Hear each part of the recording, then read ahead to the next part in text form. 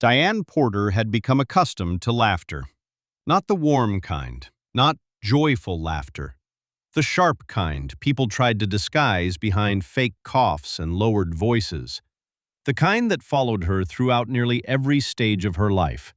In middle school, kids mocked her thick glasses and frizzy hair. In high school, boys dared one another to ask her to dances as jokes. At family gatherings, even her relatives found subtle ways to remind her she wasn't the pretty one.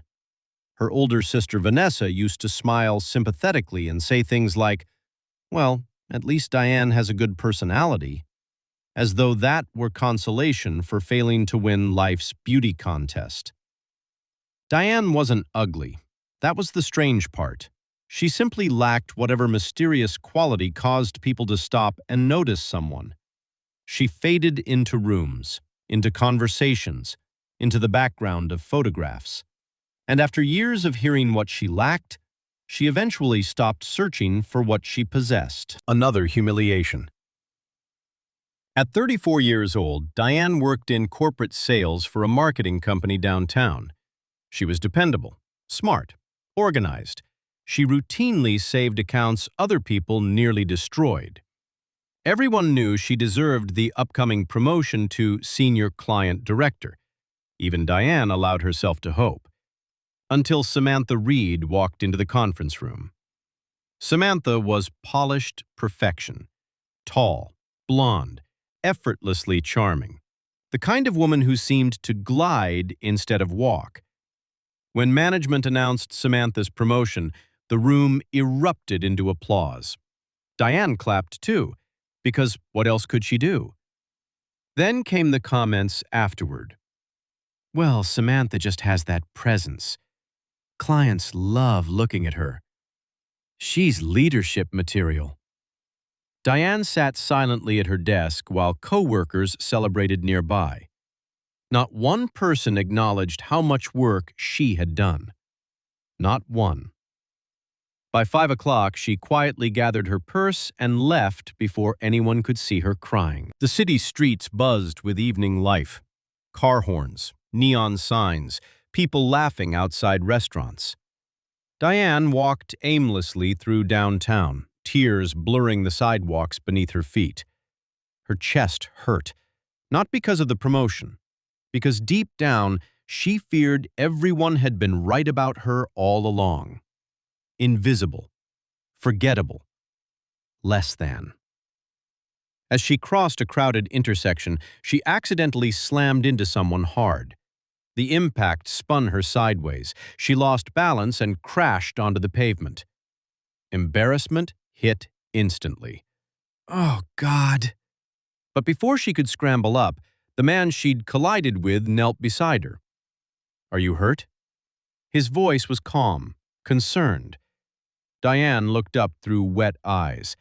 The man was strikingly handsome in a rugged, understated way. Dark hair streaked lightly with gray at the temples. Intelligent eyes, athletic build. He looked genuinely alarmed. "I'm fine," she muttered quickly, mortified. But suddenly, everything she'd held inside all day broke loose. Tears poured out uncontrollably. The man blinked in confusion. "Oh, no," he said softly. "I really hurt you." "No, you didn't," Diane whispered. "It's not that." People hurried past them while she cried on the sidewalk like her life had shattered. And perhaps, in some ways, it had. The man offered his hand gently. "Please, let me buy you a coffee at least. I'd feel terrible walking away now." Normally, Diane would have refused, but something in his expression felt sincere, so she nodded. His name was Gregory Hale. They sat inside a quiet cafe near the river while steam curled from fresh coffee cups. At first, Diane apologized repeatedly for crying. Gregory waved it away. "People usually cry for reasons far bigger than sidewalks," he said. Something about him made honesty feel safe. So Diane talked. She talked about the promotion, her family, the years of feeling less important than everyone around her, how people interrupted her constantly, how men rarely looked twice at her, how exhausting it was to spend a lifetime feeling chosen last. Gregory listened without once checking his phone or glancing away. When she finally finished, embarrassed by how much she had revealed, Gregory leaned back thoughtfully. "You know what your problem is?" Diane laughed bitterly. "Which one?" "You've spent your entire life accepting definitions other people gave you." She frowned slightly. Gregory continued. "You walk into rooms already apologizing for existing." The words hit hard because they were true. "I run a 7-day retreat center in Vermont," Gregory said. "Fitness, confidence development, mental conditioning. Most people think it's about appearance. It's not." Diane almost laughed. "You think 7 days can fix 30 years?" "No," Gregory replied calmly. "But 7 days can introduce you to the person you were supposed to become." 3 weeks later, Diane arrived at Gregory's retreat center surrounded by mountains and pine forests. The first day nearly broke her. Morning runs at sunrise, strength training, nutrition workshops, meditation exercises, public speaking drills, mirror sessions. That last one terrified her most.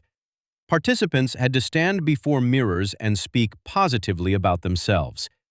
Diane could barely look at her own reflection. "I don't know what to say," she admitted. Gregory stood nearby. "Then start with the truth." "The truth is, I hate how I look." Gregory shook his head.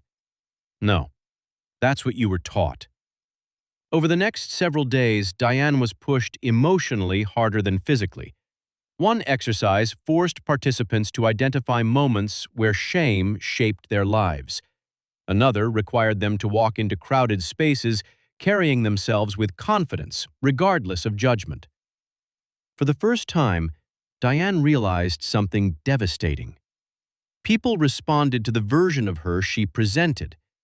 She had spent years shrinking herself before others could, apologizing before speaking, avoiding eye contact, hiding behind oversized clothes and nervous laughter.